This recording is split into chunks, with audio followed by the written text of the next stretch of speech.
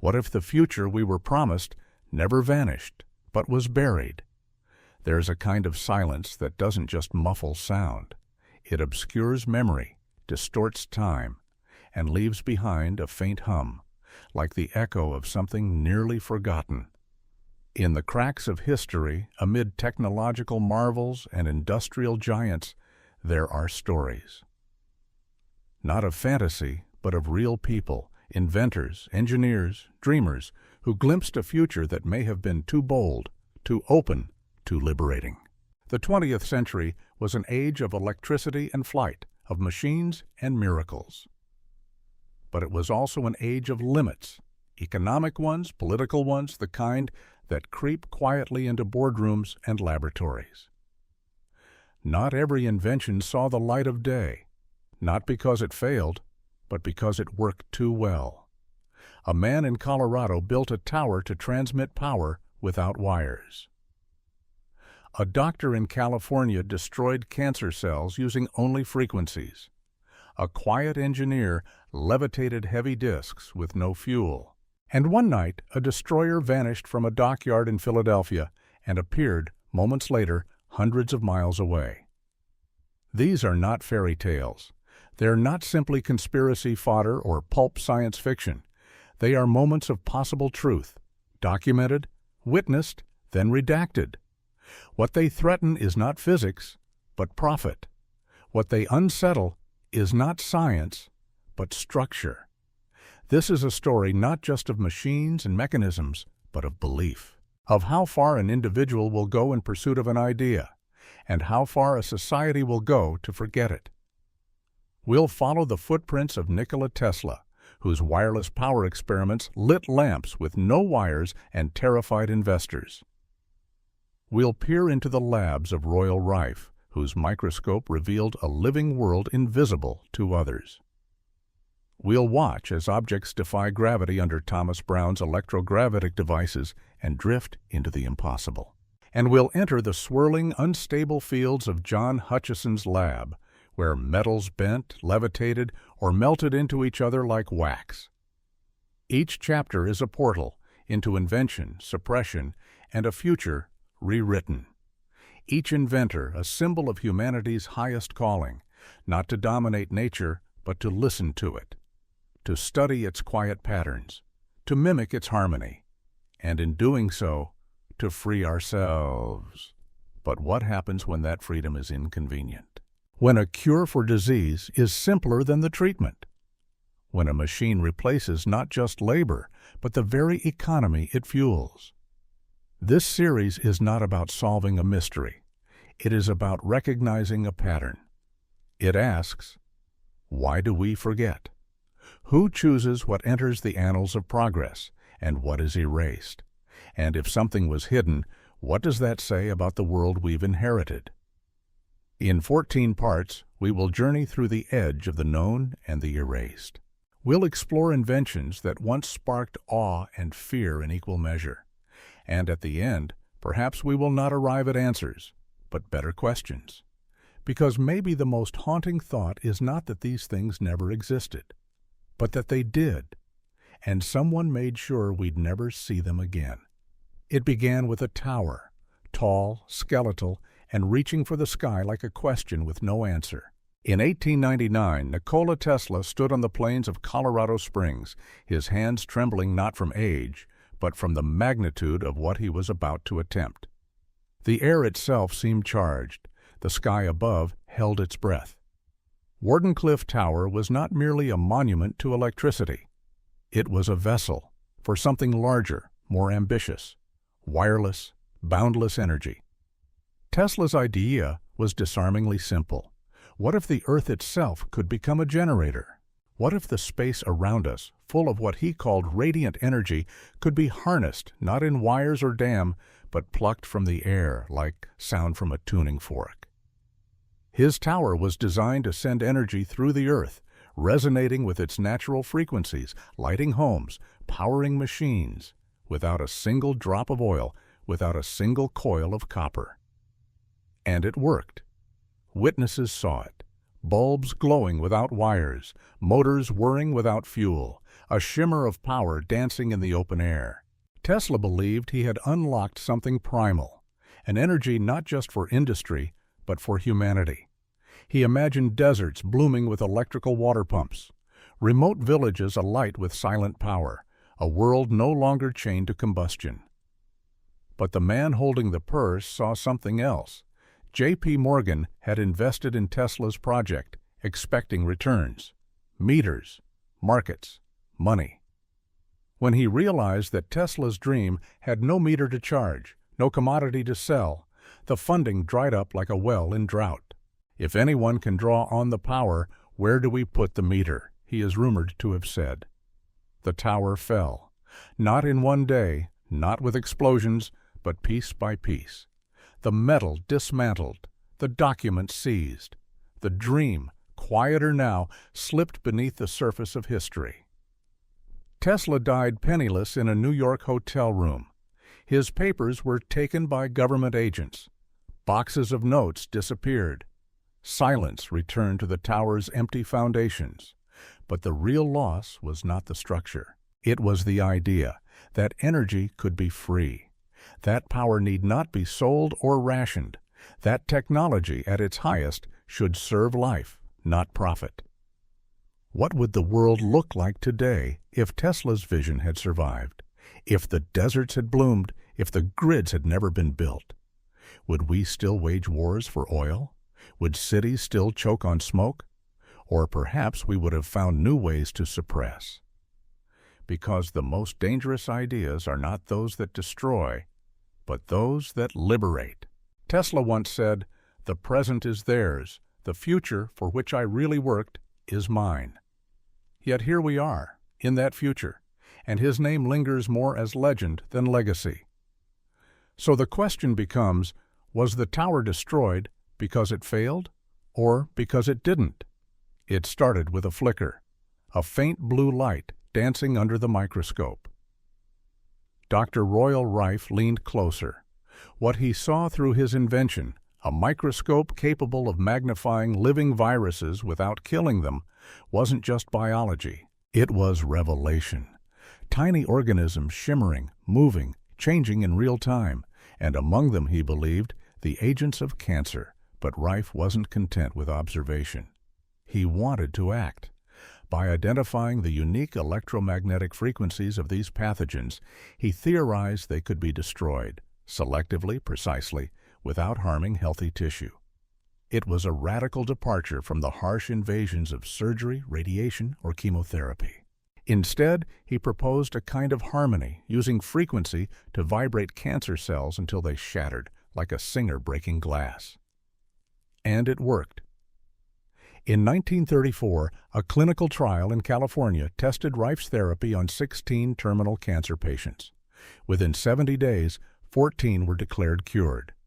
The remaining 2 recovered after minor adjustments. It was not a miracle, it was method, but the medical establishment didn't celebrate. Dr. Milbank Johnson, who had overseen the trials, prepared to publish the findings. He died suddenly before the announcement. The records disappeared. Journals refused to print Rife's papers. Laboratories turned their backs. The doors to legitimacy, once open a crack, slammed shut. Then came the raids. Agents entered Rife's lab. Equipment was destroyed. Research was confiscated. Machines were tracked down and dismantled. Doctors who used them were threatened with license revocation. A quiet war was waged, not with evidence, but with erasure. Rife spent his later years in legal battles and obscurity. His name faded. But the question remained, why silence something that could save lives? The answer, as always, may lie in the economics of disease. Cancer treatment had become a multi-billion-dollar industry. Hospitals, pharmaceuticals, equipment manufacturers, all with stakes in the continuation, not the cure, of illness. Rife's approach was not just medical, it was disruptive. He offered not just a treatment, but independence, from pills, from surgeries, from systems. That, perhaps, was the threat. Today, fragments of his work survive. Researchers, often working alone or in shadows, claim to have replicated parts of the effect. but they face ridicule, lack of funding, and the same walls Rife encountered nearly a century ago. And so the light under the microscope fades again. But somewhere, in a quiet lab, another blue flicker pulses, waiting, like memory, like hope. If healing could be a song, would we have the courage to listen? A storm hovered over the Virginia coast that day, gray clouds churning like secrets about to break. It was October 28, 1943, and at the Philadelphia Naval Shipyard, an experiment unlike any other was about to begin. The USS Eldridge, a Navy destroyer, sat quiet at the dock. Around her, cables pulsed with electricity, connected to strange coils and field generators. The goal was invisibility, radar cloaking. But what happened next went far beyond camouflage. Witnesses later described a blinding flash of blue-green light, a deep humming sound, then silence. The ship vanished. Not hidden. Gone. Moments later, the Eldridge reappeared in Norfolk, over 200 miles away. Then, as quickly as it had vanished, it returned to Philadelphia, disoriented, scorched, and forever changed. But it wasn't just the ship. The crew, those who survived, told stories that defied comprehension. Some were found fused into the metal hull, others vanished entirely. A few walked through walls, unable to stop. Many suffered from psychological trauma, unable to grasp what had happened or when. They had become unmoored from time.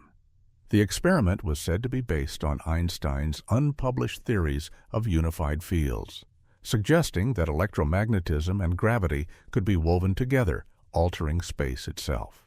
By generating intense electromagnetic fields around the ship, the researchers hoped to bend light.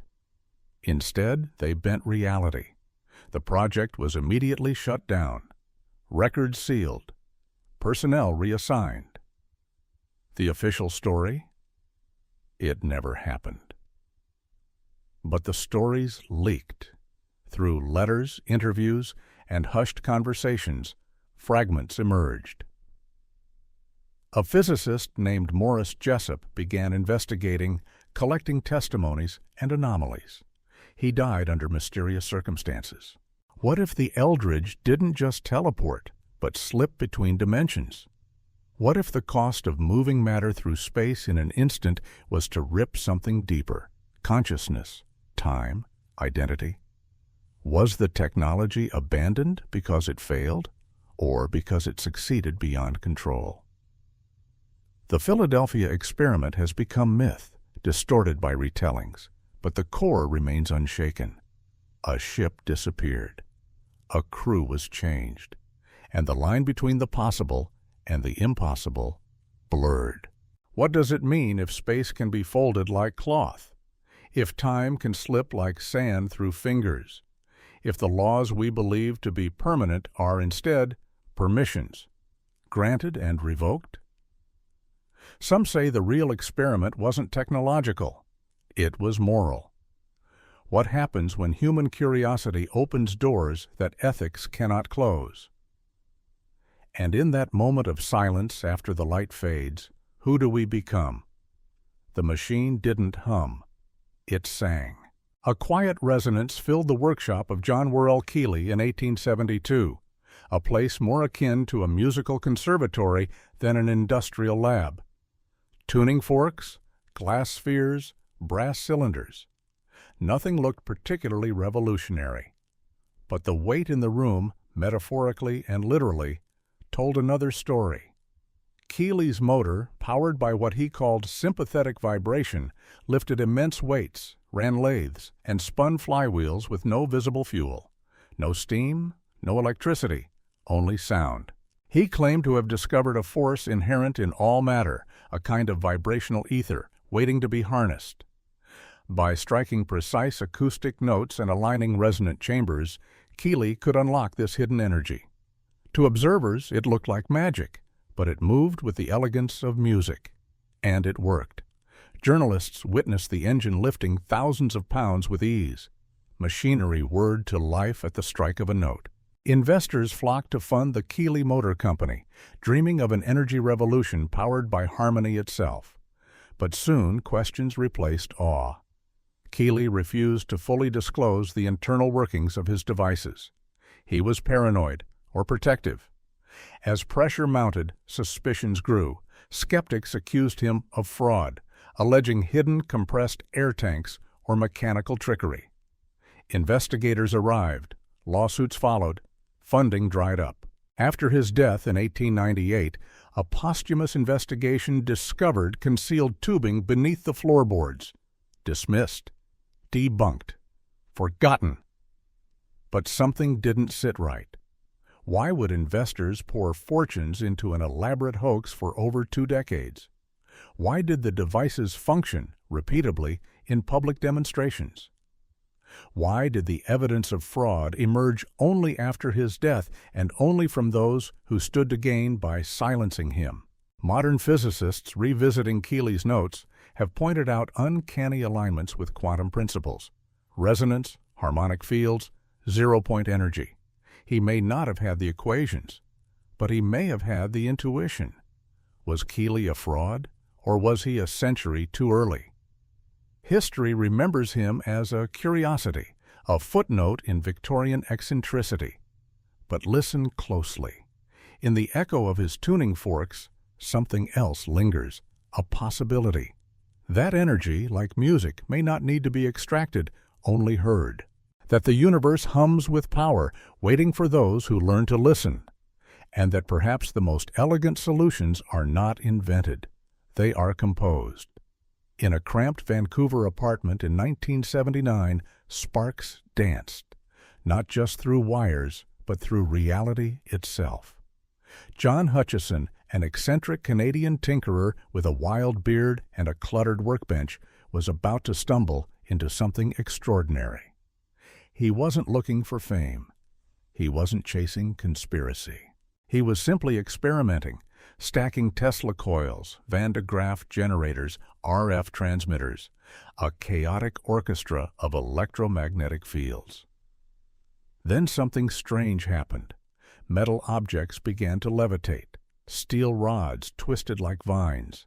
Aluminum merged with wood, fused together at the molecular level without heat. Batteries drained instantly. Objects vibrated and changed form. Time, it seemed, hesitated. It would later be called the Hutchison effect. Skeptics scoffed. Scientists shrugged.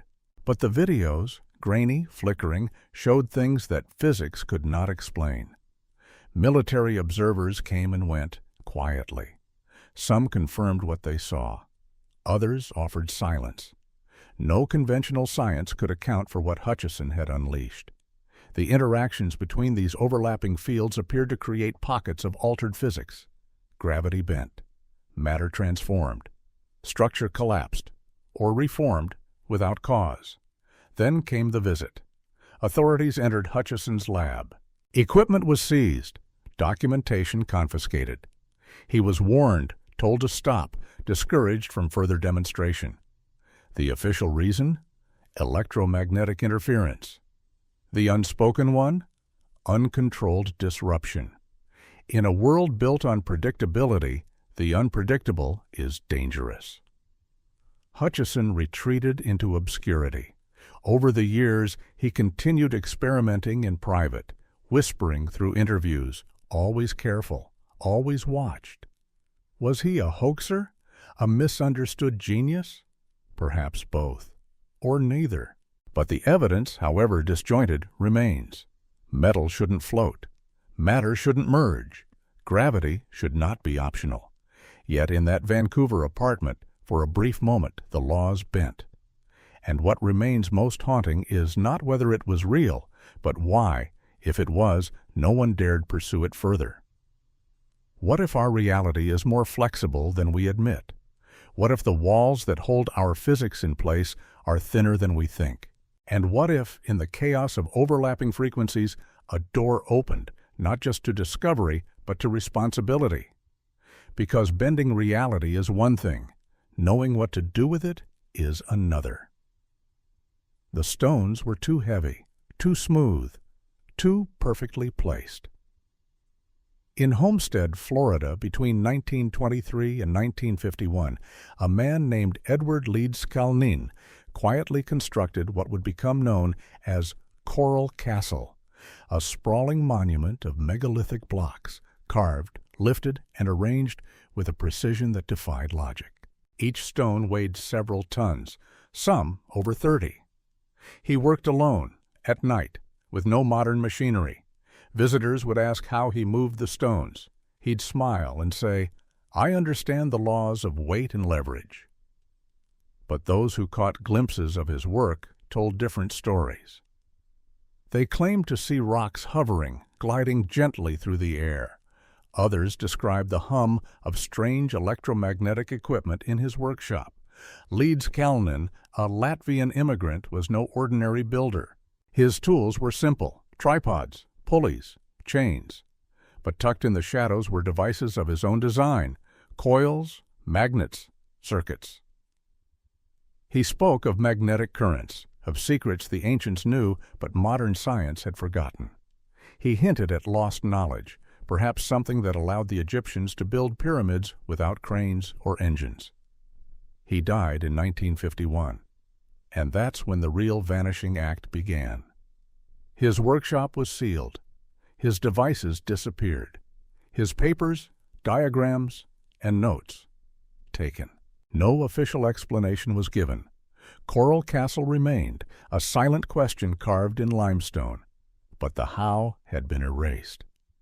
Engineers and archaeologists have studied the site: the precision of the joins, the balance of the stones, the revolving gate that could spin with a touch despite weighing 9 tons. Reproducing such feats today requires cranes, teams, algorithms. Leeds Kalnin had none of those. Was it magnetic levitation? Some unknown interplay between gravity and resonance? Or simply mastery of forgotten principles applied with relentless patience and solitude? We don't know. But what haunts visitors to Coral Castle isn't just the engineering, it's the feeling that something more was happening, something ancient or ahead of its time. And maybe that's why it was taken. Because knowledge like that doesn't just reshape stone, it reshapes history. And in a world built on the illusion of progress, a man who moved mountains in silence may be the most dangerous kind of reminder that we've lost more than we know. The generator spun but made no sound. The air around it shimmered slightly, like heat on asphalt. Then, as if released from some hidden dam, light bulbs lit up. Fans spun, meters surged, but there was no plug, no fuel, nothing feeding the machine. In 1960s England, a quiet engineer named John Searle introduced a device that seemed to violate every known law of energy: the SEG, or Searle Effect Generator. It was a ring of magnets with rollers that orbited around it in precise geometric harmony. As they spun, electricity emerged. Not trickles, but usable current. Enough to power homes. And that wasn't all. The device began to levitate. The faster the rollers moved, the lighter the unit became. At full speed, it lifted off the table, hovered, and flew. Witnesses described a bluish halo, a sense of reduced weight in the room. Searle said the generator manipulated gravity through controlled magnetic fields, creating lift, propulsion, and power in a single mechanism. He wasn't looking for fame. He wanted to power homes in his village, provide cheap energy to people who needed it. But the authorities arrived instead. Citing electrical interference with aircraft systems, they seized Searle's equipment. His lab was dismantled. He was arrested for violating energy codes, spent years in and out of courtrooms. His research, decades of careful experimentation, was destroyed or lost. Was it safety concerns or something deeper?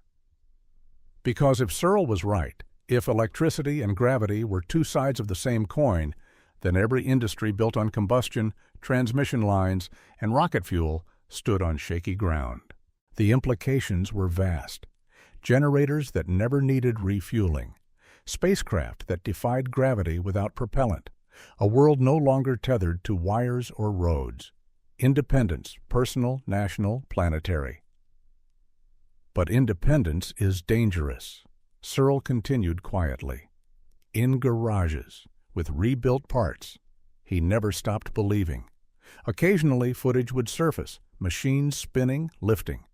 But each time, interest was swiftly redirected, dismissed, buried. Today, replicas exist in basements and online forums. Tinkerers try to follow his blueprints, though many claim the key details are missing, lost with the original devices. Still, the question lingers. What if gravity is not a force to overcome, but a pattern to tune into? And what if our greatest power lies not in splitting atoms, but in harmonizing with the fields we live within?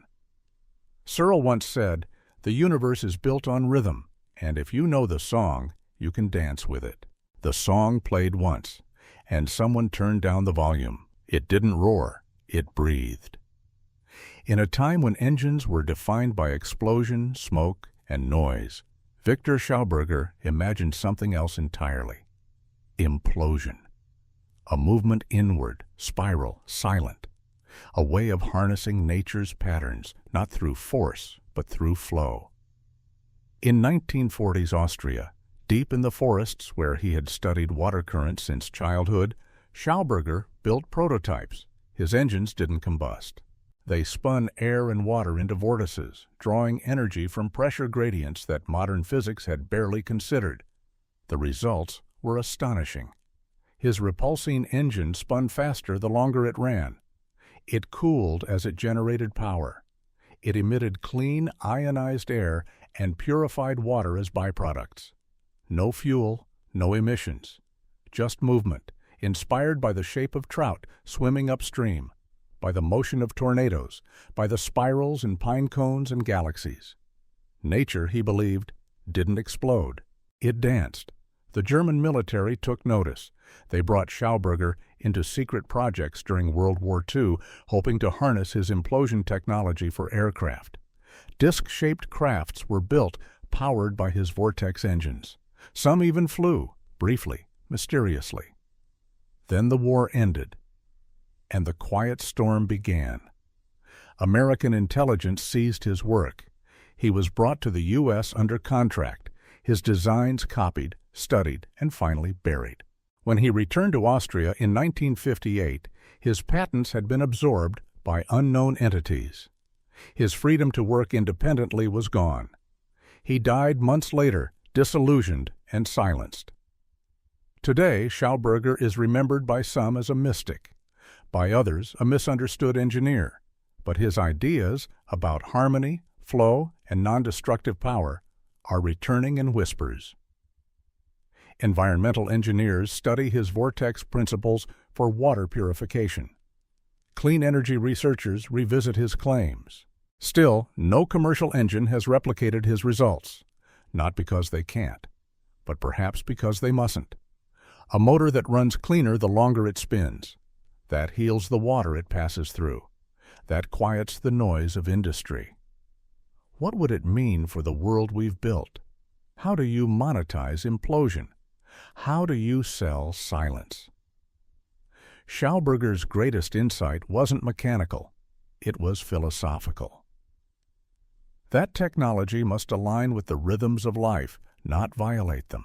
He once wrote, "Comprehend and copy nature. That is the path. But when your path runs against the road most traveled, you walk alone, unless we decide to follow." A field of energy surrounds every living thing.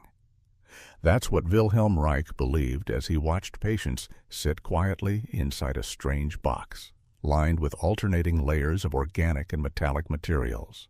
It was the 1940s, and Reich, once a respected psychoanalyst under Freud, had wandered far from the couch and deep into the wild frontier of unseen forces.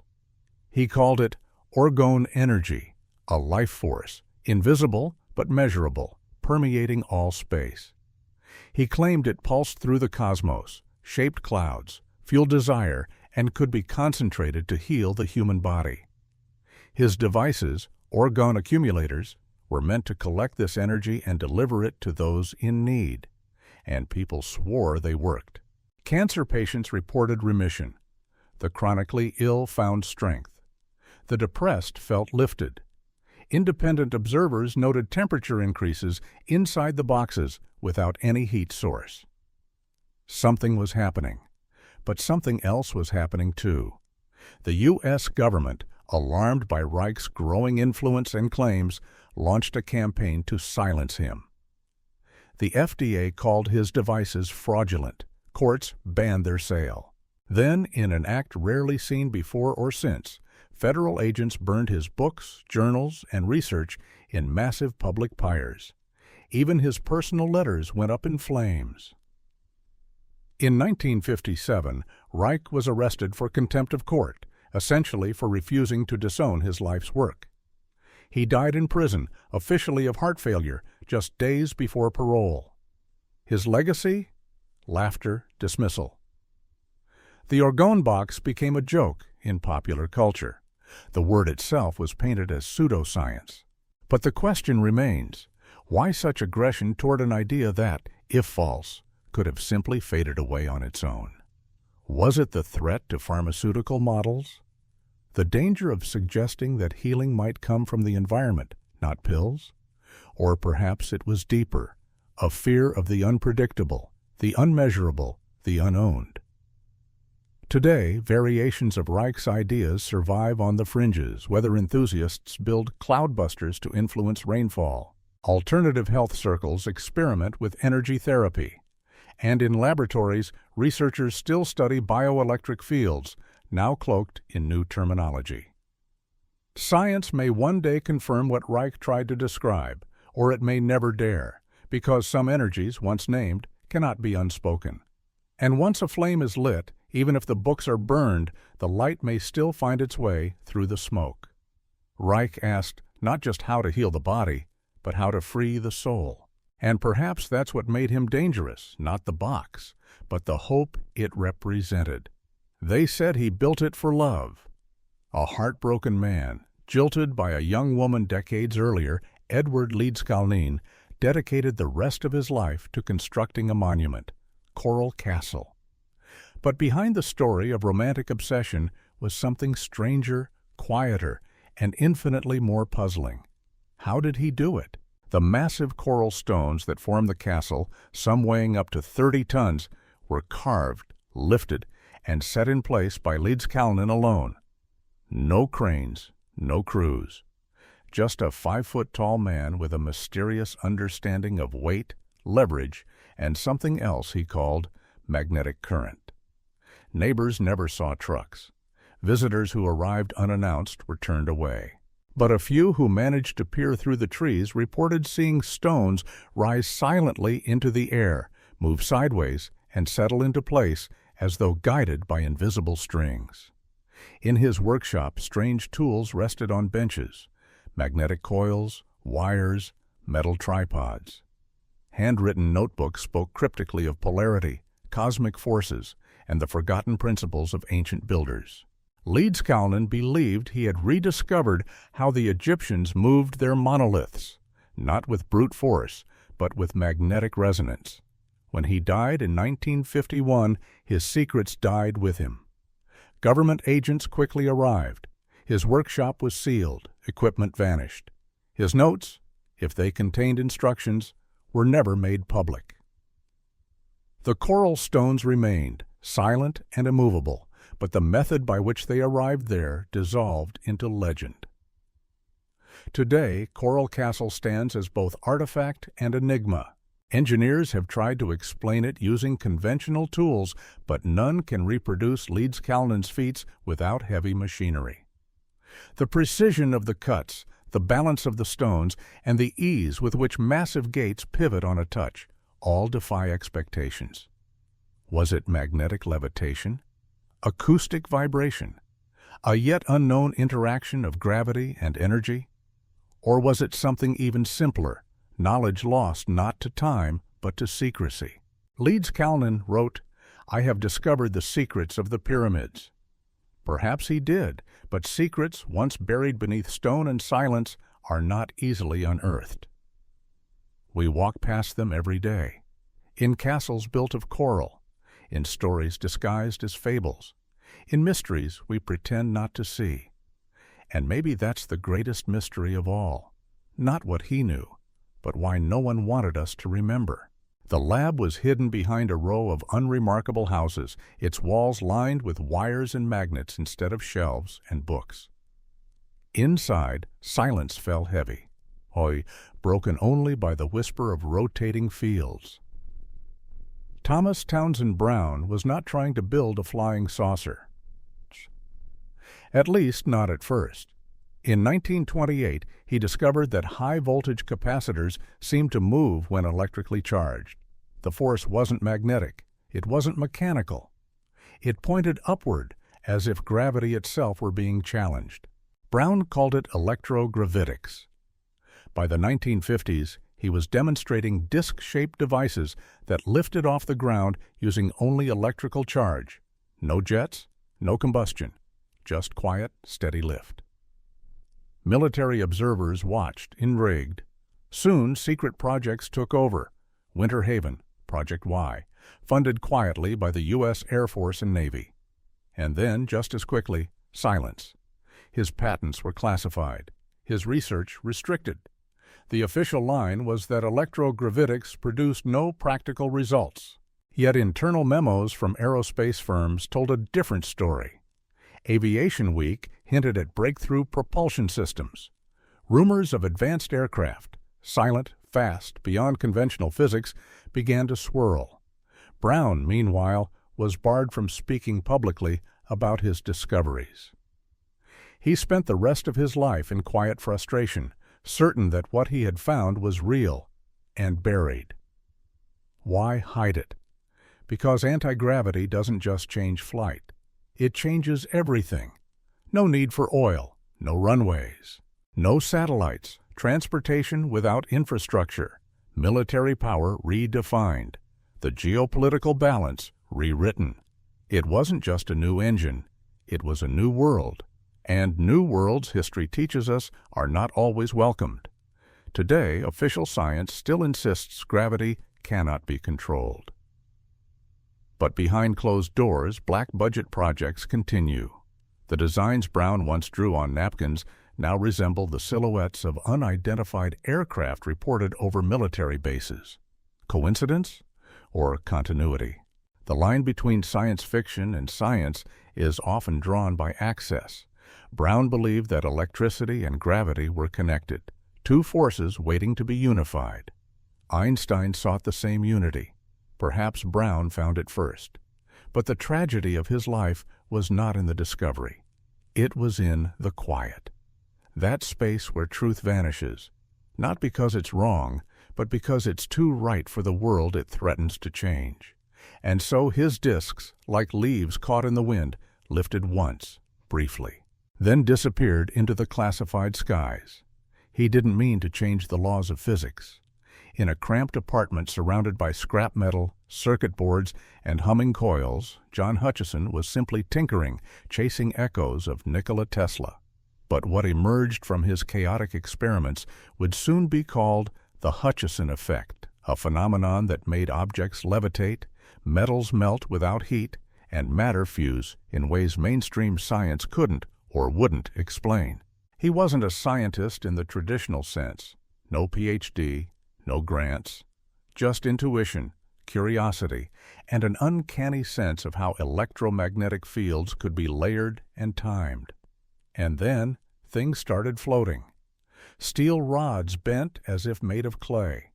Aluminum fused with wood, merging into hybrid forms that no furnace could replicate. Batteries exploded. Radios shorted out. Invisible forces warped the physical world in real time. It was wild, unrepeatable, yet somehow undeniable. Video footage exists. Military observers visited.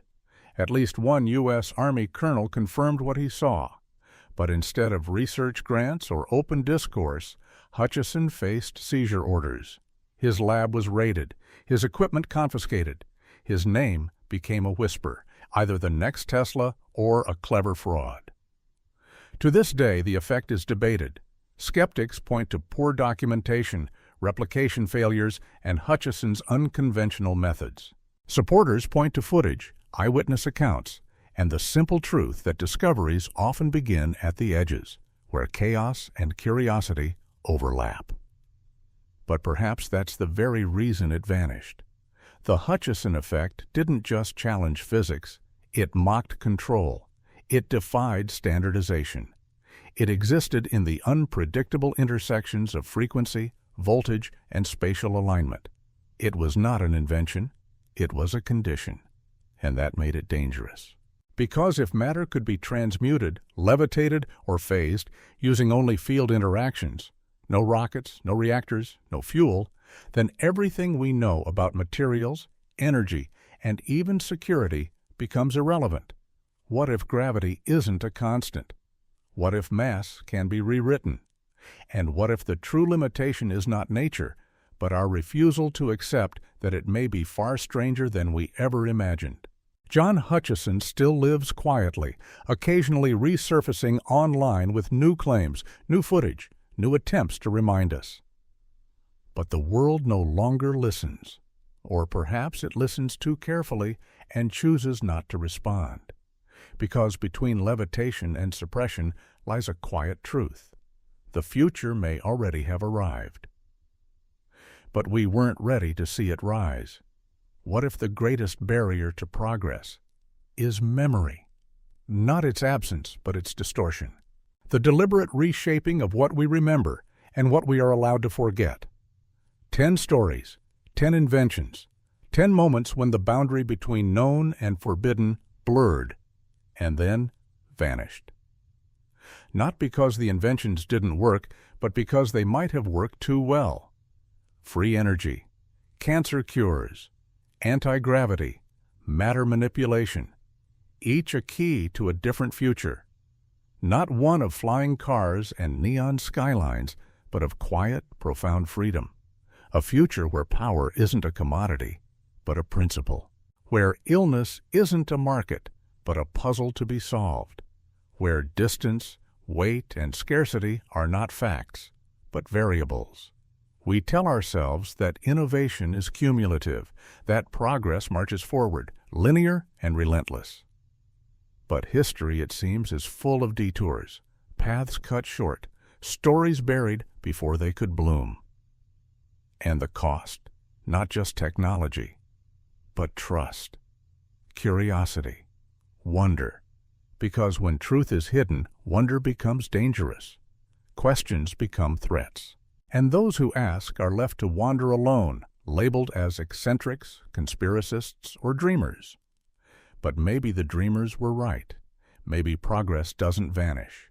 It's paused, shelved, waiting, in basements lit by single bulbs, in notebooks stained by time, in fragments of memory passed between those who still believe that knowledge, however disruptive, belongs to all. We are taught to revere inventors, Tesla, Einstein, Edison.